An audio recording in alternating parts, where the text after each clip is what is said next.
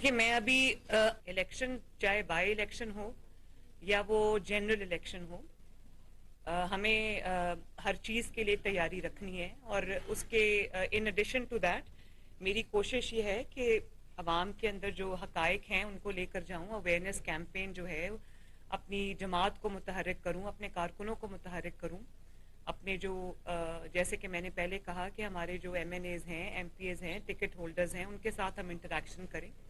तो ये सब कुछ जो है वो कल्मिनेट करेगा इनटू इलेक्शन कैंपेन, चाहे वो फिर बाई इलेक्शंस हों या वो जनरल इलेक्शंस हों। तो तैयारी तो हमने बिल्कुल शुरू कर दी और पूरे जोर शोर से शुरू कर दी है। जी, मुझे बताइएगा कि इमरान खान साहब ने जो कुछ कहा, जितने बयान उन्होंने दिए, उनके खिलाफ आखिरकार क्यों कार्रवाई नहीं हो सकती? क्या वो इतने ज्यादा लाडले बन चुके हैं कि वो आइन भी तोड़े, जो कुछ मर्जी करें, लेकिन उनके खिलाफ कार्रवाई नहीं होगी?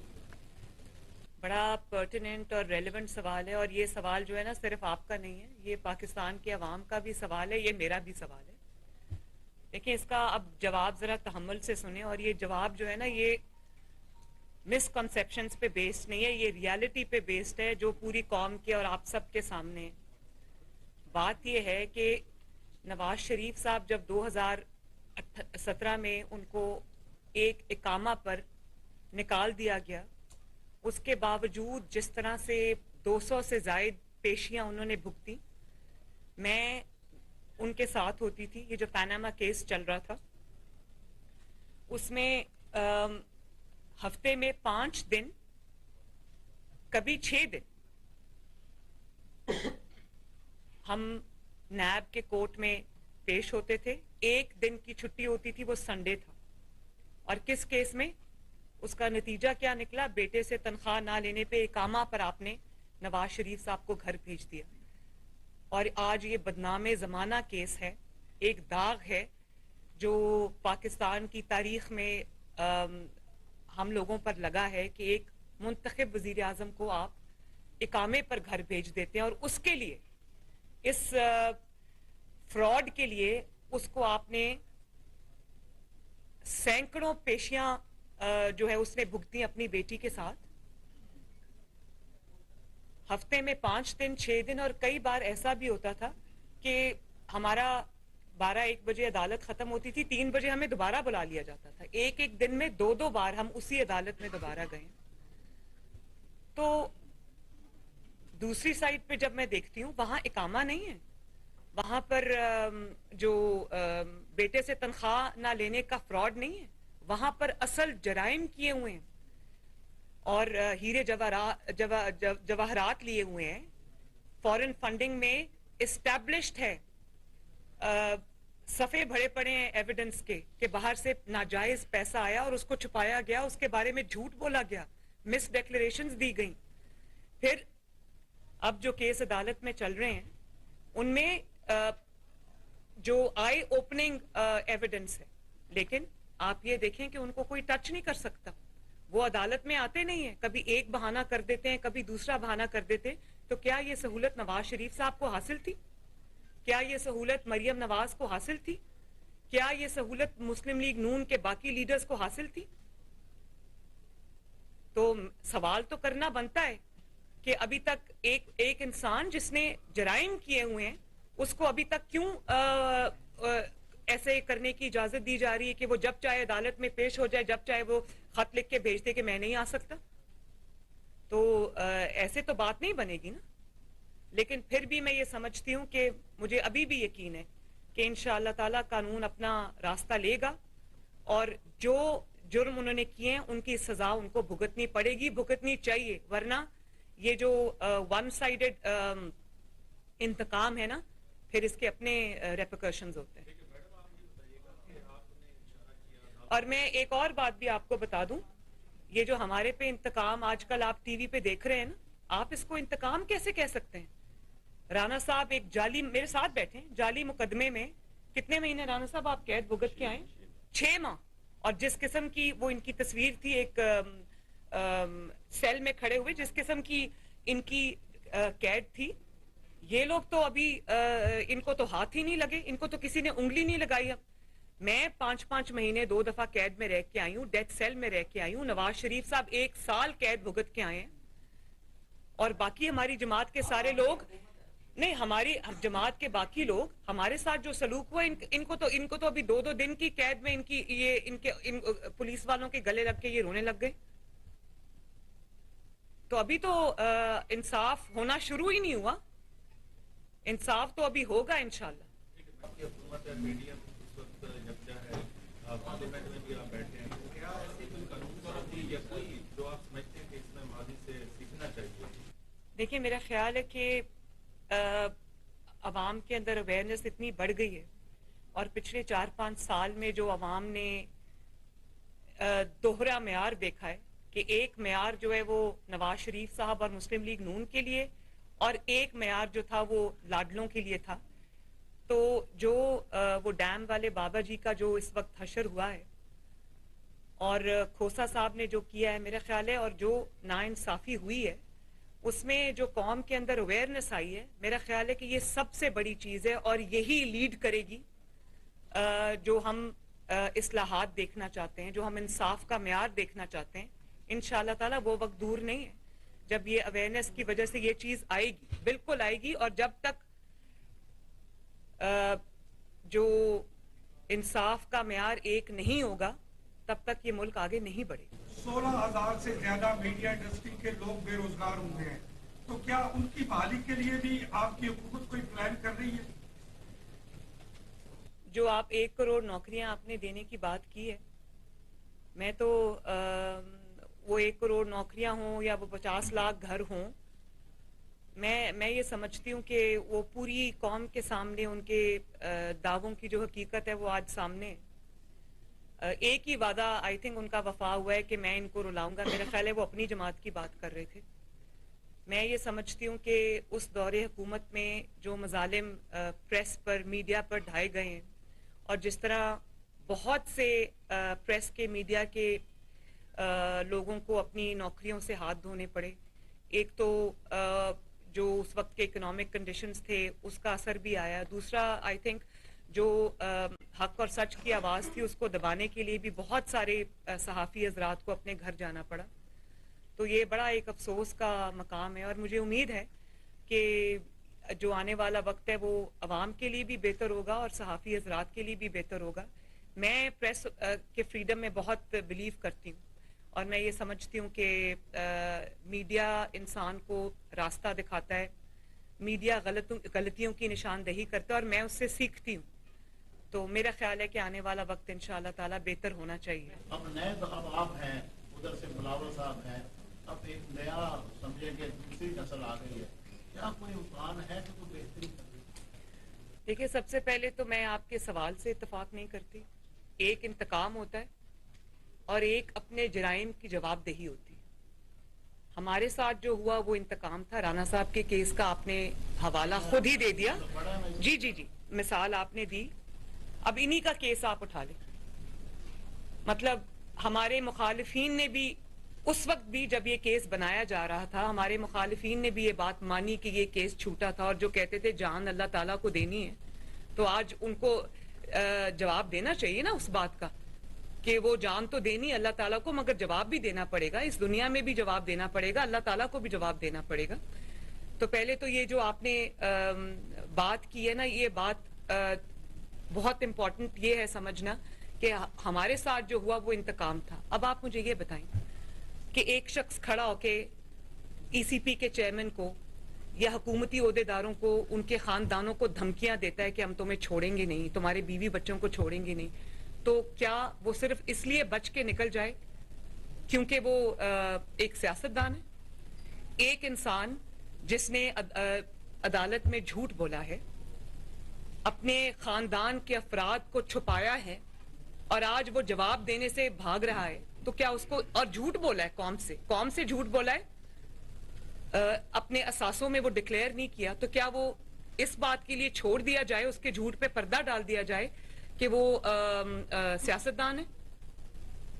और एक आपने घड़ियां बेची हैं, आपने दूसरे मुल्कों के दिए गए, स्टेट ऑफ पाकिस्तान को जो तहाइफ दिए गए, आपने उनके बारे में झूठ बोला, उनको डिक्लेयर नहीं किया, आपने उनको बेचा, और उनको बेच के दुबई से जो पैसे आप पाकिस्तान लेकर आए वो आप एक जहाज में भर के लाए। मनी लॉन्ड्रिंग की आपने, तो क्या आपको इसलिए खुली छूट दे दी जाए क्योंकि आप एक जमात के सरबराह हैं? और फिर फॉरेन फंडिंग में मैंने आपको अभी जैसे बताया, क्लियर एविडेंस है कि मनी लॉन्ड्रिंग हुई है, और उसके लिए आपने इंग्लैंड में क्लब्स में झूठे मैच करवाए और वो पैसा आप पाकिस्तान लेकर आए और उसको डिक्लेयर नहीं किया, उसके बारे में झूठ बोला, वो अकाउंट्स छुपाए, तो आपको सिर्फ इसलिए बेल आउट दे दिया जाए क्योंकि आप एक सियासतदान के का नकाब आपने ओढ़ा हुआ है? तो ये कोई इकामा पर निकाला नहीं जा रहा, बेटे से तनख्वाह ना लेने पर निकाला नहीं जा रहा। ये हकायक को सामने रखना पड़ेगा। ये नहीं हो सकता कि आप जराइम करें, आप नेशनल टेलीविजन पे आके, मीडिया पे आकर खुलेआम लोगों को धमकियां दें, उनके खानदानों को डराएं धमकाएं और आप साफ बच के निकल जाएं। ये नहीं होगा। आप प्लीज दोनों चीजों को काइंडली इक्वेट ना करें।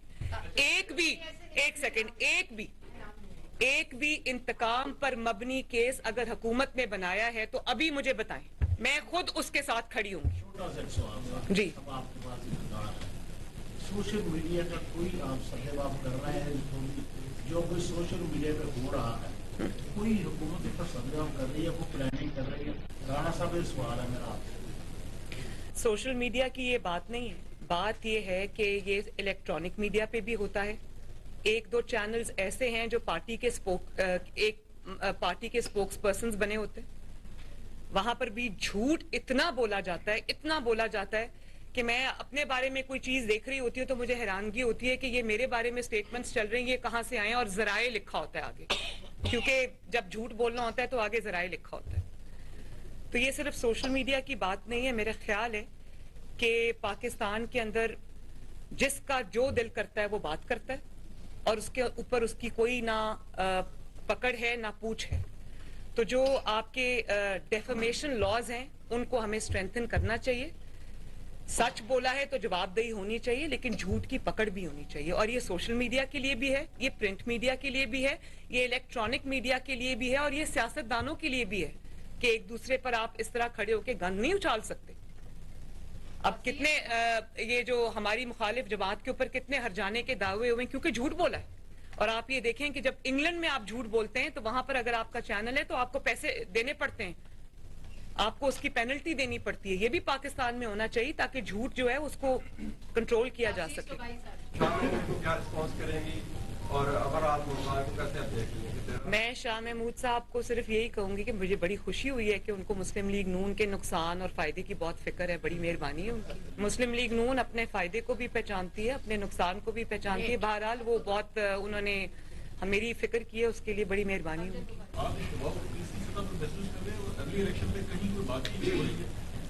दबाव मेरे पे तो कोई नहीं है, ना हमारी जमात पे, बल्कि अब दबाव उन पे है कि उन्होंने जेल भरो तहरीक का ऐलान किया, तो मैं इंतजार कर रही हूँ कि वो जेलें भरे आके। और बिस्मिल्लाह जो है वो जमान पाक से होनी चाहिए। पहले जमान पाक में जो छुप के बैठे हुए हैं और अपनी फर्स्ट लाइन ऑफ डिफेंस में खवातीन को रखा हुआ है, तो उनको हटाएं, उनको कहें कि नहीं, मैंने जेल भरो तहरीक का ऐलान किया है, मैं सबसे पहले मैं खुद जाऊंगा जेल भरने के लिए। तो मैं तो इंतजार में, राणा साहब ने कहा है कि हम इंतजार में, हम तो अपनी आंखें नजरें बिछा के बैठे हुए हैं कि आए, तशरीफ लाएं, आपको भी पता चले कि जेल क्या होती है, आपको भी पता चले डेथ सेल क्या होता है, आपको भी पता चले कि कुर्बानी क्या होती है। तो उसका आगाज जमान पाक से होना चाहिए। मेरे पे कोई प्रेशर नहीं, प्रेशर उन पे है जिन्होंने ये बात की, अब उसको पूरा करें। बड़ी मेहरबानी आपकी। हम देख रहे हैं कि जो दानिश साहब वापस गए हैं, मगर उनकी अभी तक वापसी को रिकॉग्नाइज नहीं किया जा रहा, इसकी क्या वजह है? जहां तक क्लीन स्वीप की बात है तो अभी रिसेंटली वो लोग इलेक्शन हारे हैं, तो मैं तो ये बात नहीं मानती। पीटीआई ने जब कहीं इलेक्शन जीता भी है तो उसकी वजूहात कुछ और थी। उनके पीछे वो लोग थे जिन्होंने उनको इलेक्शन जिताया। पूरी दुनिया को इस बात का पता है, ये कोई छुपी हुई हकीकत नहीं है। लेकिन हम मुस्लिम लीग नून ने जिस तरह से मुल्तान में मैं जहां अब कल आई हूं तो मैंने देखा जो सड़कें भी बनी हैं, जो मेट्रो बस बनी है, जितनी तरक्की जनूबी पंजाब में हुई है, मुस्लिम लीग नून ने नारा नहीं लगाया सिर्फ, मुस्लिम लीग नून ने आगे बढ़कर खिदमत की है लोगों की। जनूबी पंजाब में एक एक जो तरक्याती प्रोजेक्ट है वो अल्लाह ताला का शुक्र है, वो शहबाज शरीफ साहब, नवाज शरीफ साहब की मेहनत है।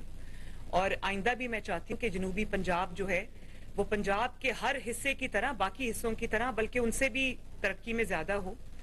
तो और ये हमारा एजेंडा भी है। बाकी जो आपने बात की, इंशाअल्लाह ताला जनूबी पंजाब से भी, मुल्तान से भी मुस्लिम लीग नून जीतेगी। हम अपनी जो इलेक्टोरल अलायंसेस हैं, जो अपनी अलाइनमेंट है, उसको देख रहे हैं। इसीलिए आज मेरी अभी इस मुलाकात के बाद मेरी अपने MNAs MPs टिकट होल्डर से मुलाकात है। हम अपने पूरी इलेक्शन की स्ट्रैटेजी जो है वो उसको बैठ के मशावरत से तय करेंगे और इंशाअल्लाह ताला भरपूर तरीके से यहाँ से कामयाबी हासिल करेंगे। जावेद हाशमी साहब की जहाँ तक आपने बात की, जावेद हाशमी साहब एक मेरे लिए बहुत काबिल कदर और काबिल एहतराम हैं, वेटरन आई थिंक सियासतदान हैं। तो हम उनकी जो एक्सपीरियंस है, उनका तजर्बा है, उससे भरपूर फ़ायदा उठाएंगे और उसको वो जमात के साथ हैं, मशावरत में भी साथ हैं। देखें, जनूबी पंजाब का जो इन्होंने ड्रामा किया था, सूबा महाज जो बनाया था, वो उसकी जो वो इलेक्शन के दिन तक था। उसके बाद वो दावे जो उन्होंने किए थे वो कभी वफा नहीं हुए। वो वादे जो किए थे वो जनूबी पंजाब के साथ, वो कभी वफा नहीं हुए। जनूबी पंजाब के वादों को, सूबा बनाने के वादों को, तरक्की के वादों को, वो जो इन्होंने गले में वो डाल के जनूबी पंजाब के वो शामिल हुए थे तहरीक इंसाफ के साथ, वो वादे हमने वफा होते नहीं देखे। वो जिस दिन ये इलेक्शन यहाँ से जीते उस दिन वो नारे भी खत्म हो गए, वो वादे भी वफा नहीं हो सके। तो वो एक ड्रामा था, सिर्फ एक स्टंट था इलेक्शन का, तो जिसमें फिर जनूबी पंजाब के अवाम को सफ़र भी करना पड़ा। जहाँ तक आपने सूबा बनाने की बात की, देखें उसकी करारदाद, उसकी एक आईनी रिक्वायरमेंट थी कि उसकी करारदाद पंजाब असेंबली से पास की जाए, वो हमने की। और इंशाअल्लाह ताला जब हम झूठे वादे नहीं करेंगे, हम कोई ड्रामा नहीं करेंगे, हम कोई जनूबी पंजाब के अवाम को कोई झूठा एक तसल्ली नहीं देंगे। हम इसको इंशाअल्लाह ताला एक्चुअलाइज करेंगे उनकी ख्वाहिशात के मुताबिक। मुस्लिम लीग नून का ये ट्रैक रिकॉर्ड है कि जो वादा किया अवाम से वो वफा किया। जनूबी पंजाब से भी जो हमारी कमिटमेंट है, जो वादे हैं, जो उनकी डिमांड है, उसको इंशाअल्लाह ताला मुस्लिम लीग नून ही पूरा करेगी इंशाअल्लाह। IMF का चलाया, कामयाबी से चलाया, लेकिन उसमें उन्होंने अवाम का जो मफाद था और जो अवाम की उसमें एहसास था, उसको उन्होंने मद्देनजर रखा। और उस प्रोग्राम के बावजूद जो कि 4 साल 3 साल चला, उन्होंने प्राइसेस बढ़ने नहीं दी। आटे की प्राइस 35 रुपए किलो रही, चीनी की प्राइस 50 to 55 रुपीस किलो रही, और तेल की प्राइस 140 रुपए किलो रही। इसके अलावा भी सब्जियां भी इंतहाई सस्ते दामों फरोख्त होती रही और वो मेंटेन रही 4 साल प्राइस। और फिर एक दिन आया कि पाकिस्तान की तारीख में पहली मर्तबा पहली हुकूमत थी जिसने ना सिर्फ प्राइसेस मेंटेन की, कामयाबी से IMF का प्रोग्राम चलाया। अवाम के जो चूल्हे थे वो भी जलते रहे, IMF प्रोग्राम भी चलता रहा। और वो एक दिन आया जब 2016 में नवाज शरीफ साहब ने बड़ी कामयाबी से IMF के प्रोग्राम को पहली बार तारीख में खुदा हाफिज कह दिया। तो इनको तो वो वाला पाकिस्तान मिला था, लेकिन क्योंकि नालायकी और नाअहली इतनी शदीद थी कि तरक्की करते हुए पाकिस्तान को नोज डाइव उसने किया। और फिर इन्होंने IMF के साथ एक ऐसा मुआहदा किया कि जिसने पाकिस्तान को गिरवी रख दिया IMF के हाथों में। लगता था कि पाकिस्तान को हुकूमत पाकिस्तान नहीं IMF चला रहा है, और वो शराइत इतनी कड़ी थी कि उनको पूरा करने के लिए हमें बहुत कॉम्प्रोमाइजेस करने पड़े। और फिर उससे बड़ा जुल्म ये किया कि जाते जाते उस मुआहदे को फ्लाउट कर गए, उसको फाड़ के फेंक गए, क्योंकि इनको पता था मैं तो जा रहा हूं। जाते जाते अपने आप को तो बचा गए, पाकिस्तान को ये मुश्किलात में झोंक गए। तो बात ये कि जब आपने एक मुआहदा कर लिया है, आज हमारे हाथ बंधे हुए हैं, हम रिलीफ देना चाहें भी तो अभी वो हम नहीं दे पा रहे। उसकी वजह यह है कि IMF ये कहता है कि एक तो मुआहदे की शराइत बहुत कड़ी है, वो आपको पूरी करनी पड़ेगी। दूसरा, जब आपने मुआहदे की खिलाफ की, धोखा किया, तो अब वो ये कहते हैं कि पहले आप ये कीमतें बढ़ाएं, पहले आप ये मुश्किल कदम उठाएं, उसके बाद हम आपको पैसे देंगे। तो जब हम IMF आपको आपके साथ नहीं आता, तो बाकी डोनर्स या बाकी जो लोग हैं वो भी उसी तरफ देख रहे होते हैं। तो हमारी ये मजबूरी है इस वक्त कि हमें IMF की शराइत माननी है। अल्लाह ताला करे कि जो मुस्तकबिल करीब में वो वक्त आए कि हम अपने आप को इतना स्ट्रेंथन करें कि हम वो जो मुआहदा किया हुआ है उसकी शराइत से अपने आप को थोड़ा आज़ाद करने के काबिल हो जाएं। तो मुस्लिम लीग नून को कोई शौक नहीं है कि वो अपना पॉलिटिकल कैपिटल खराब करे, या वो अवाम में जो उसकी एक पूरी हिस्ट्री है, तारीख है रिलीफ देने की, अवाम के घरों में रिलीफ लाने की, उनके किचन्स में रिलीफ लाने की, उनको सस्ती रोटी फराहम करने की, सस्ती बिजली फराहम करने की, गैस फराहम करने की, उनकी जो अशियाए खुर्दोनोश हैं उनकी कीमतें जो है वो नीचे लाने की। तो ये एक हिस्ट्री है मुस्लिम लीग नून की। हमारे पर ये बहुत इस वक्त प्रेशर है, बोझ भी है। और खुशी की बात यह है कि आपका वजीर आजम शहबाज शरीफ जो है वो दिन रात इसी पर अपना सर्फ कर रहे हैं, और मुझे उम्मीद है कि इंशाअल्लाह ताला आने वाले दिनों में कुछ बेहतरी आएगी, और जरूर आएगी। तो ये हकायक हैं जिनका इदराक जरूरी है, और इन हकायक को सामने रखना बहुत जरूरी है। इससे हम इस वक्त, और आपको पिछली हुकूमत के लोगों, जो चाहे वो शौकत तरीन साहब हों या वो कुछ हो, उनके स्टेटमेंट्स ऑन रिकॉर्ड हैं, उनकी ऑडियोज ऑन रिकॉर्ड हैं, जिसमें उन्होंने पाकिस्तान को अपने आप को बचाने की बात की है, पाकिस्तान को मुश्किलात में धकेलने की बात की है। तो ये पूरी कौम के सामने है। लेकिन मैंने कल भी ये कहा था कि ये तो रोते रहे ना, इनको तरक्की करता हुआ पाकिस्तान मिला, 5.8 ग्रोथ पे पाकिस्तान इनको मिला, और जब इनकी नालायकी और नाअहली की वजह से वो नोज डाइव किया, तो बजाय इसके ये अपनी कारकर्दगी का जवाब देते कि आपने हंसते बसते तरक्की करते हुए पाकिस्तान को किस तरह आपने जमीन के नीचे आप ले गए, तो इन्होंने ये कहना शुरू कर दिया 4 साल पिछली हुकूमत। हम ये आपको जरूर बता रहे हैं कि ये मुआहदे पिछली हुकूमत के किए गए हैं, ये उनकी नाअहली और नालायकी है, ये उनका जुल्म है जो उन्होंने पाकिस्तान की मईशत के साथ किया है। लेकिन हम आपको साथ ये भी कह रहे हैं, हम सिर्फ रो नहीं रहे, हम आपको ये बता रहे हैं कि हम इसमें बेहतरी लेके आने की पूरी कोशिश कर रहे हैं, और आपको उम्मीद भी दिला रहे हैं, और आपसे वादा भी कर रहे हैं कि हम इंशाअल्लाह ताला बेहतरी लेकर आएंगे। लेकिन पाकिस्तान की इकोनॉमी या किसी भी मुल्क की इकोनॉमी कोई ऐसी चीज नहीं है जिसको ओवरनाइट आप बिल्कुल ओवरहॉल कर दें या उसको बिल्कुल चेंज करके रख दें। इकोनॉमी को खराब करने में 4 साल लगाए हैं, तो बेहतरी में कुछ अरसा लगेगा, बेहतरी आएगी इंशाअल्लाह। आपने भी लॉन्ग मार्च किया, नवाज साहब ने लॉन्ग मार्च किया महंगाई के हवाले से। बात यह है कि नवाज शरीफ साहब ने और मुस्लिम लीग नून ने एक असूली मौक़िफ़ 2017 में जब ये पैनामा शुरू हुआ और ये जो इंतकामी कार्रवाई शुरू हुई, एक असूली मौक़िफ़ वोट को इज्जत दो का अपनाया था। तो जब वो अपनाया था तो ऐसा नहीं था कि हमें ये इल्म नहीं था कि इसके लिए आपको कुर्बानी देना पड़ेगी। वो ये फितना जो आजकल है, इसको मैं फितने के नाम से पुकारती हूँ, वो ये मौक़िफ़ नहीं था कि आप हुकूमत में जब तक मैं रहूं तब तक। जो जनरल बाजवा साहब हैं वो भी बहुत अच्छे, उनकी तारीफों के ज़मीन आसमान कलाबे मिला रहे थे, और इस्टेब्लिशमेंट पाकिस्तान की, इमरान जब प्राइम मिनिस्टर था उस वक्त इस्टेब्लिशमेंट बेहतरीन इस्टेब्लिशमेंट थी। जैसे ही इमरान खान साहब पावर से निकले, दफ्तर से निकले, तो बाजवा साहब में भी उनको प्रॉब्लम्स नजर आना शुरू हो गई, इस्टेब्लिशमेंट में भी प्रॉब्लम्स नजर आना शुरू हो गई। तो इक्तदार में मैं रहूं तो सब ठीक है, इक्तदार से मैं बाहर आ जाऊं तो सब खराब है। ये मौक़िफ़ नहीं था हमारा एक असूली मौक़िफ़ था। उसके लिए हमने जिद्दोजहद की, उसके लिए हम सबको पता था कि वो कोई फूलों की सेज नहीं है, उसमें कुर्बानियां देनी पड़ी, और ये जानते हुए हम उस जिद्दोजहद में गए। एक हमारा कमिटमेंट थी कॉज के साथ, एक हमारा जज्बा था कि इस मामले में हमने जुल्म के आगे, इंतकाम के आगे सर नहीं झुकाया, और उसके लिए देखें कुर्बानियां देनी पड़ी।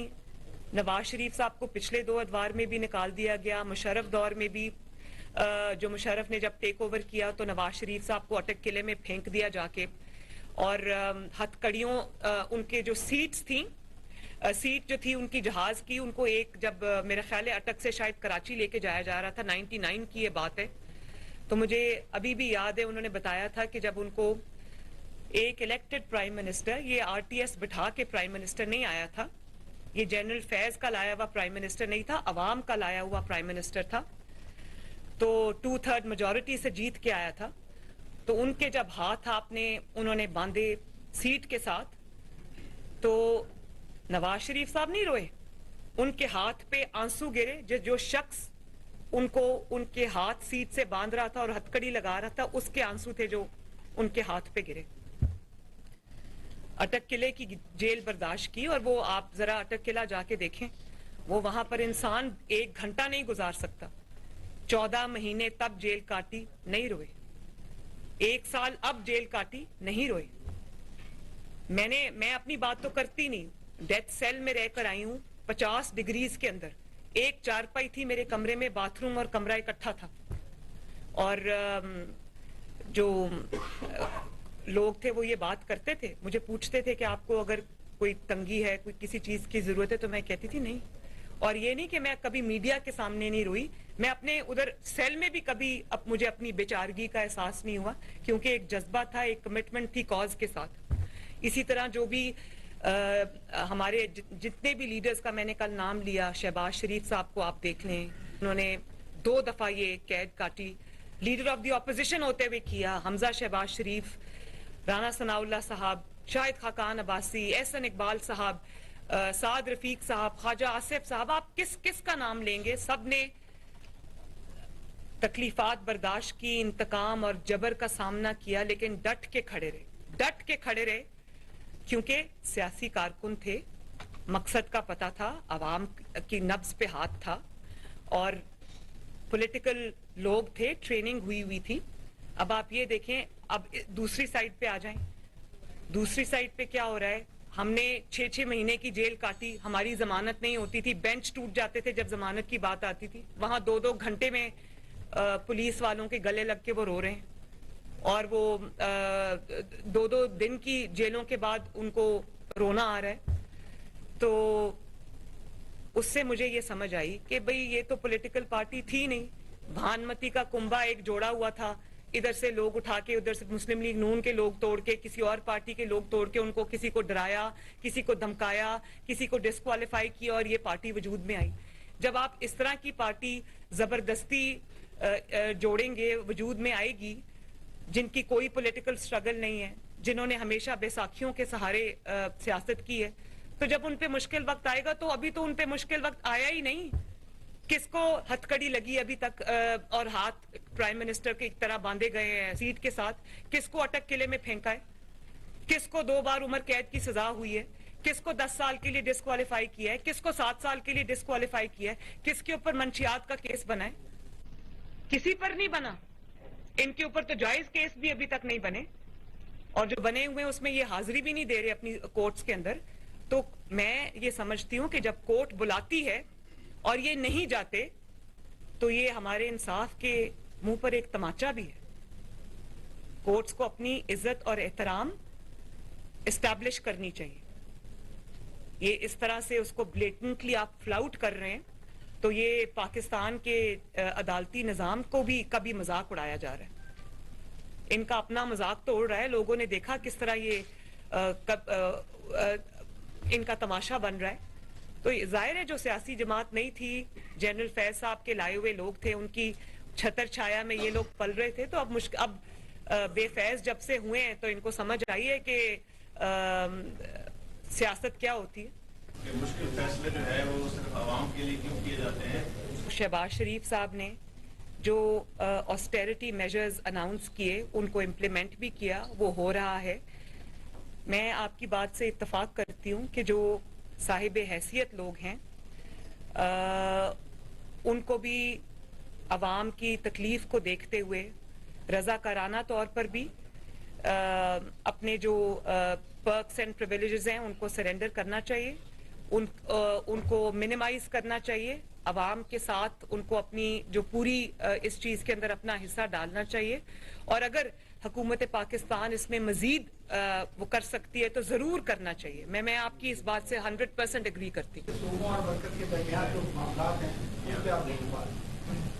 देखिए, इस बात के 2 पहलू हैं। बड़ी अच्छी आपने बात की, और वो ये है कि सूबों का इसमें बहुत बड़ा रोल है और क्योंकि एग्जीक्यूशन जो एजेंसी है वो सूबे हैं और महंगाई को कंट्रोल करना भी, रेट्स को कंट्रोल करना भी ये सूबों का काम है, इनकी एग्जीक्यूशन सूबों की है।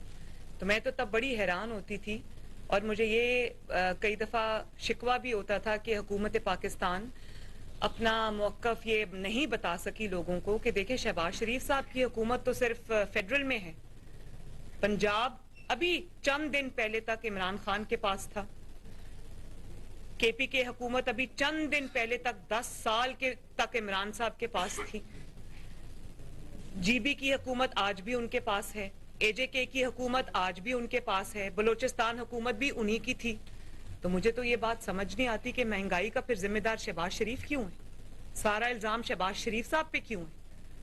तो ये बड़े आराम से सारा शहबाज शरीफ साहब पे डालकर निकल जाते हैं, लेकिन हकीकत ये है कि गफलत इनकी बहुत ज्यादा है। ये लोग इंतकाम में लगे रहते हैं, ये लोग इल्जाम तराशी में लगे रहते हैं और आवाम की खिदमत से ये 100% गाफिल हैं और रहे हैं गाफिल।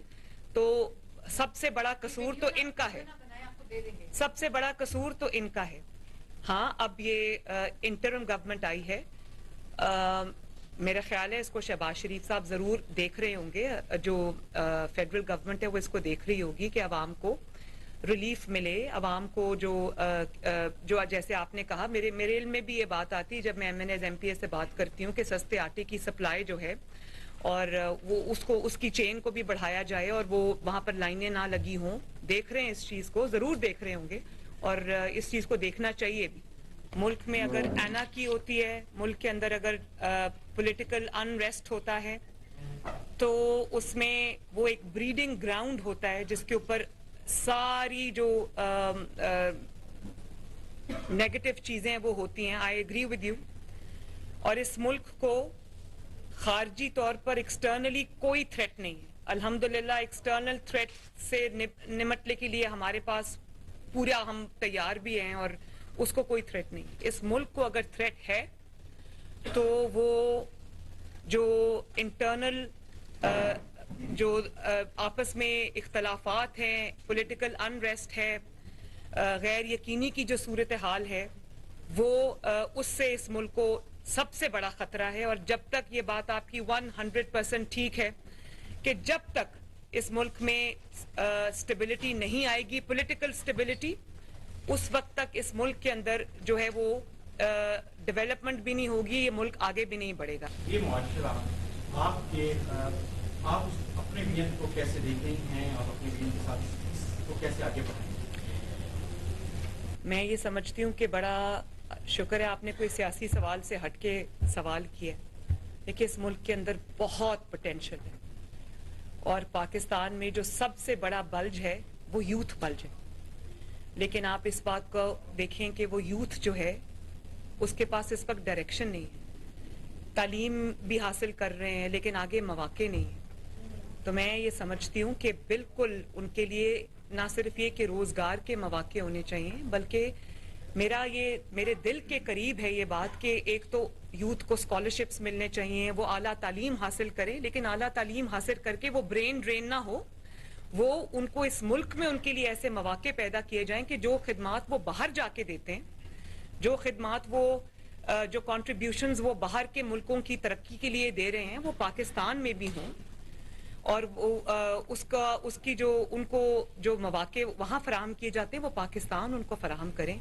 फॉर इंस्टेंस जो एंटरप्रेन्योरशिप प्रोग्राम्स हैं, मेरा ये अब लोगों ने अपने घर से जो काम शुरू किया हुआ है और IT इंडस्ट्री ने जिस तरह दुनिया में तरक्की की है, मेरा बड़ा ये दिल करता है कि पाकिस्तान के अंदर भी ये प्रोग्राम्स हों, पाकिस्तान के अंदर भी इंक्यूबेटर्स हों, पाकिस्तान के अंदर भी हुकूमतों की तरफ से हैंड होल्डिंग के प्रोग्राम्स हों, ताकि बच्चे अपने अपने छोटे छोटे काम, ये जो यंगस्टर्स हैं, ये खुद शुरू करें, हुकूमत इनका हाथ पकड़े, इनको एक्सपर्टीज दे, इनको जो उसके लिए जो भी रिसोर्सेज रिक्वायर्ड हैं, चाहे वो कर्जे देने पड़े या वो इनको आसान शराइत के ऊपर over a period of time इनको वो वसाइल फराहम, माली वसाइल फराहम करें।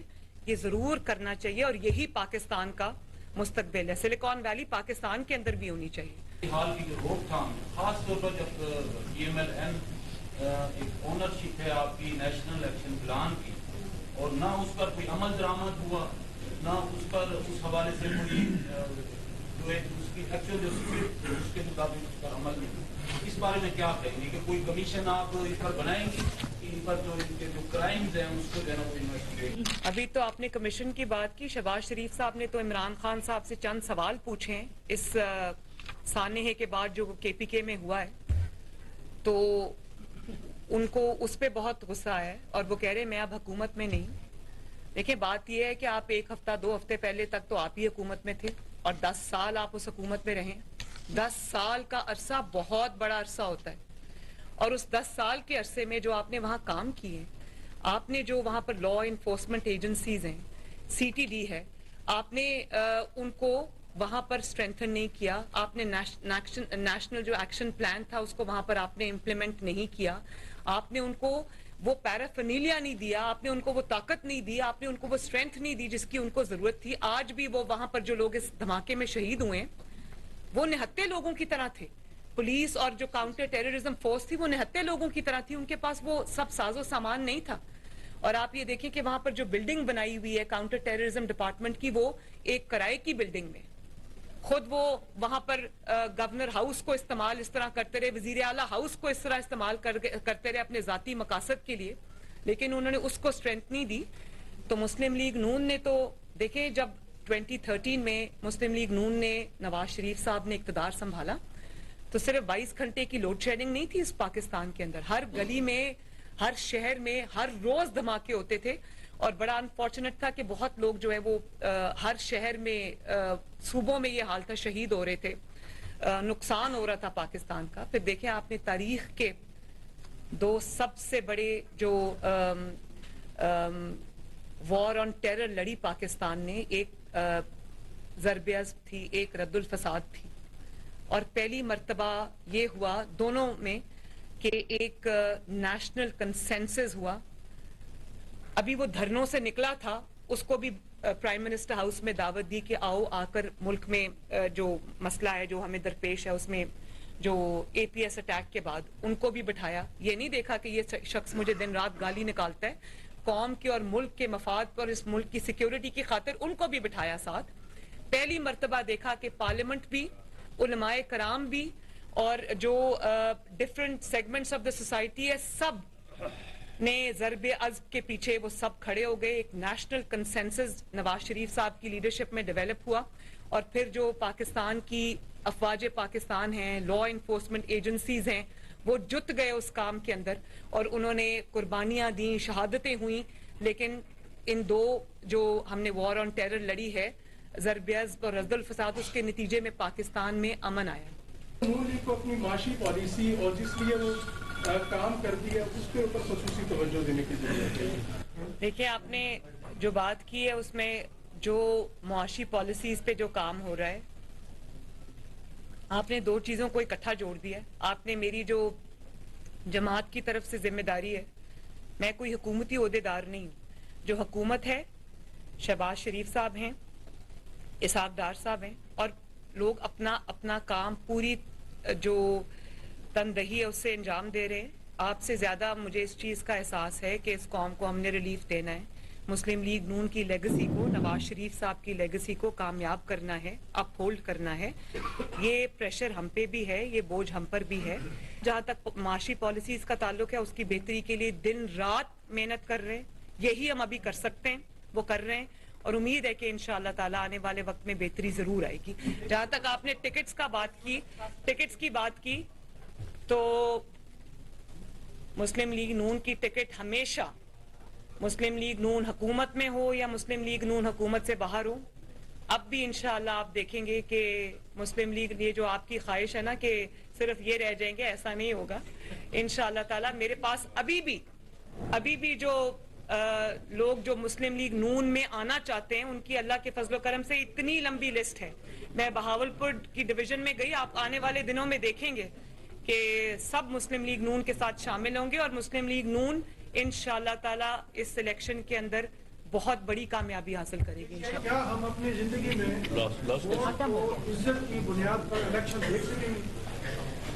इंशाल्लाह ताला वोट को इज्जत दो की बुनियाद पर ही इलेक्शन होगा। उसकी वजह यह है कि जो वोट को जब इज्जत नहीं दी गई 2018 के इलेक्शन में, जब आरटीएस बंद किया और एक अनाड़ी को लाके आपने 22 करोड़ अवाम के सर पे बिठा दिया, उसके बाद जो मुल्क का हाल हुआ है, उसके बाद जो लाने वालों का हाल हुआ है, तो उन्होंने भी सबक सीखा है, इस मुल्क ने भी सबक सीखा है। तो वोट की इज्जत की तरफ तो हमें जाना ही पड़ेगा, क्योंकि वही हल है इस मुल्क की सारी जो मुश्किलात है, उनका एक ही हल है कि अवाम का जो फैसला है। देखिए, एक फैसला एक टोले ने किया और वो ऐसे इंसान को, नाअहल तरीन इंसान को उठा के उन्होंने अवाम के सर पे बिठा दिया, तो वो तजर्बा तो नाकाम हो गया।